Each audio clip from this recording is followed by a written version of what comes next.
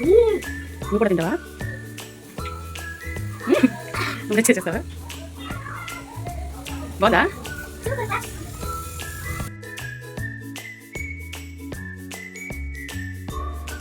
నమస్కారం అండి, welcome to ఇట్లు మీ లక్ష్మీ రవి. ఈరోజు మనం చేయబోయేది క్యాప్సికమ్ మసాలా కుర్మా అండి. కూర పేరు వినగానే మా ఇంట్లో అమ్మ మళ్ళీ కొత్త ప్రయోగమా అని చూస్తారు. ఇంకా మా పెద్దోడైతే అమ్మ ఇది క్యాప్సికమా లేక ఎగ్జామ్ పేపరా, ఇంత సీరియస్గా ఎందుకు చూస్తున్నావు అని. అప్పుడు వాడి మాటలకి నాకు ఏమనాలో అర్థం కాలేదండి. నిజంగా తిన్నవాడికే వంట రుచి తెలుస్తుందిరా అని ఆపేశానండి. ఈ క్వశ్చన్ తెలుసా అండి, క్యాప్సికమ్ కట్ చేయడం కూడా ఒక ఆర్టే నుండోయ్. నా స్పీడ్ చూసి కత్తి కూడా సెల్యూట్ కొడుతుంది. ఇంకా నీ ఇంటి ముచ్చట్లాపి కూర ఎలా వండాలో చెప్పమ్మా అని అనుకునే వాళ్ళకి చెప్పేస్తున్నానండి. ఉల్లిపాయలు క్యాప్సికమ్ అయితే కట్ చేసుకోవటం అయిపోయింది. చూడండి, ఈ రకంగా అయితే కట్ చేసుకోవాలి. కట్ చేసుకున్న తర్వాత కళాయి పెట్టుకొని స్టవ్ ఆన్ చేసుకోవాలండి. ఆకలి ఉన్నవాడికి క్యాప్సికమ్ కూడా పన్నీర్లా కనిపిస్తుందంటండి. సో స్టవ్ ఆన్ చేసుకున్న తర్వాత ముందుగా నూనె వేసి,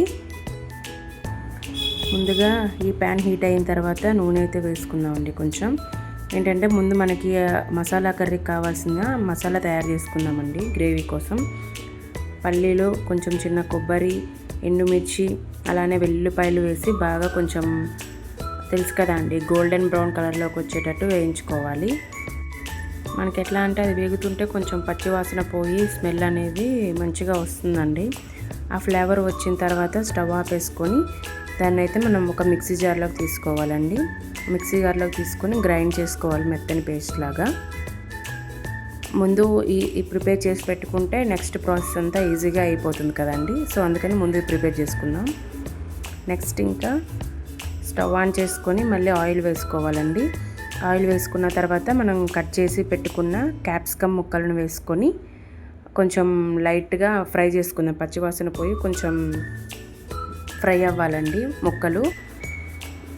బాండీ పైన మూత పెట్టేసుకుందామండి. ఈలోపు ఈ ముక్కలు ఫ్రై అయ్యేలోపు ముందుగా మనం పట్టి పెట్టుకున్నాం కదండి, వేయించుకున్నాం కదా మసాలా కోసమని, వాటిని తీసుకొని ఒక చిన్న అల్లం ముక్క కూడా దాంట్లో వేసుకొని కొంచెం లైట్గా మిక్సీ పట్టుకున్న తర్వాత అరకబిరక అయిన తర్వాత కొంచెం ఒక టమాటో ఒకటి తీసుకొని దాంట్లో వేసుకొని మళ్ళీ మెత్తని పేస్ట్లా గ్రైండ్ చేసుకోవాలండి.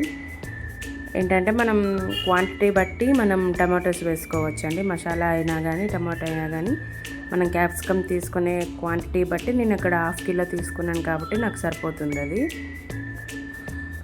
సో మిక్స్ చేసుకొని సైడ్కి పెట్టేసుకుందాం మిక్చర్ని. క్యాప్సికమ్ అయితే ఎంతవరకు వేగాయో చూద్దామండి. చూడండి, లైట్గా వాటర్ అయితే వచ్చింది చూడండి. ఇంకా కొంచెం దగ్గరికి అయిన తర్వాత మనం తర్వాత ప్రాసెస్ అనేది స్టార్ట్ చేసుకుందామండి. చూసారుగా ఇట్లా మొత్తం దగ్గరికి వేగిపోయింది చూసారా, బాగా వాటర్ మొత్తం పోయింది, ఆయిల్ మాత్రం బయటకు తేలింది చూసారు కదండి. సో ఇలా అయిన తర్వాత వీటిని పక్కన ప్లేట్లో సర్వ్ చేసుకోవాలండి. వేరే ప్లేట్లో తీసేసుకోవాలి వేగిన తర్వాత.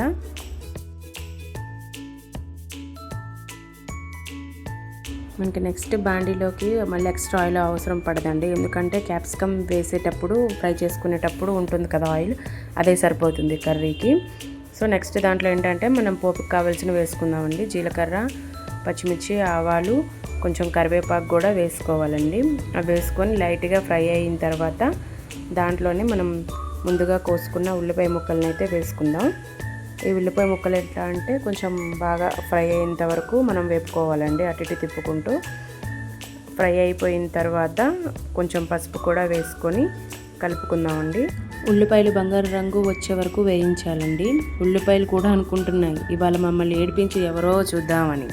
సో ఉల్లిపాయలు అయితే ఇట్లా అయిపోయిన తర్వాత మనం ముందుగా వేయించుకున్న క్యాప్సికమ్ ముక్కలను వేసుకోవాలండి. క్యాప్సికమ్ ముక్కలను వేసుకొని దాంట్లో మనకు సరిపడా కారం అయితే వేసుకోవాలి. కారం ఏంటంటే నేను ఎక్కువ మరీ ప్రిఫర్ చేయనండి, పిల్లలు తింటారు కాబట్టి. సో కారం వేసుకొని కలిపేసుకున్నానండి. తర్వాత మసాలా అయితే కలిపి పెట్టుకున్నాం కదండి, అది వేసుకుందాం. ఉప్పు ఎక్కువైతే వంటపాడు, కోపం ఎక్కువైతే ఇంటికి శాంతి పాడు. ఇలా మసాలా వేసానో లేదు, పిల్లలు అమ్మ వాసన సూపర్గా ఉంది, వాసనకే ఇలా ఉంటే తిన్నాక ప్లేట్ కూడా కడిగి పెట్టేస్తావరా అని అన్నాను. ఇలా పిల్లలతో మాట్లాడుతుండగా మా ఆయన కాల్ చేశారండి. రోజులా కాకుండా కొత్తగా ఏమన్నా చేయవే అని.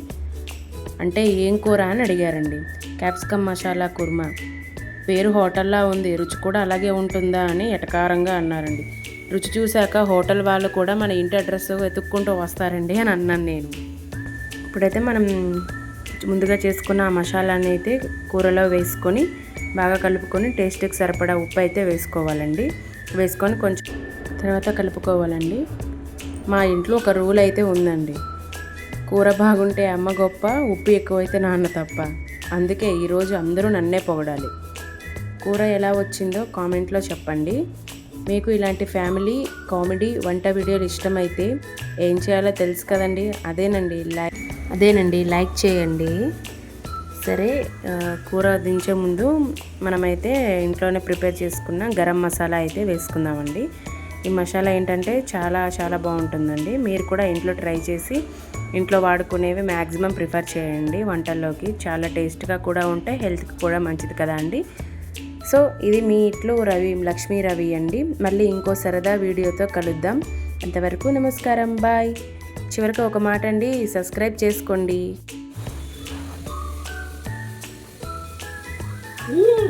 నువ్వు కూడా తింటావా?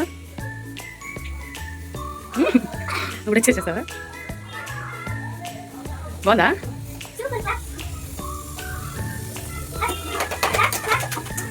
కొత్తిమీర వేసుకొని గార్నిష్ చేసుకొని ఆపేసేసుకోవడం.